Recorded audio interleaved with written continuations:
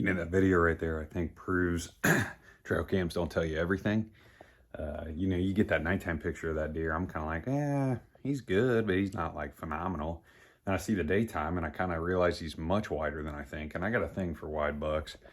Like that buck right there, I think is 20 inches wide. And I just love the way that frame looks. So that deer actually became a real heavy target.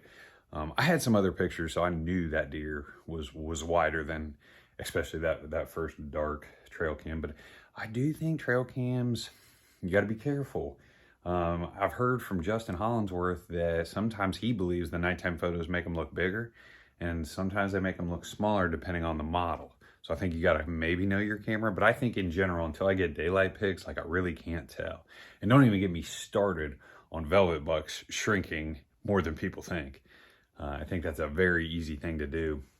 The other thing I wanted to talk about in general with trail cams and like maybe understanding what's going on with them at a higher level is I have a rule that one photo or one sequence of a deer doesn't mean a whole lot. But if I get two, then I use this multiplier of 3, which means every time I got one picture of him, generally he's been within 50 yards of that camera 3 other times.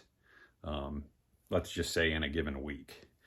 But I really, once I get multiple pictures of a deer, it's like, man, I feel like the spidey senses heighten and there's something going on there.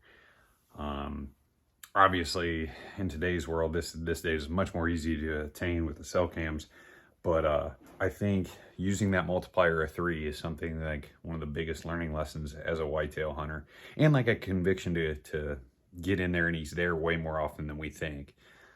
So I think that's an important thing, and I will give my buddy Weston credit on that one. We were on the phone, and he's done some deer studies for a couple of the universities back in the day.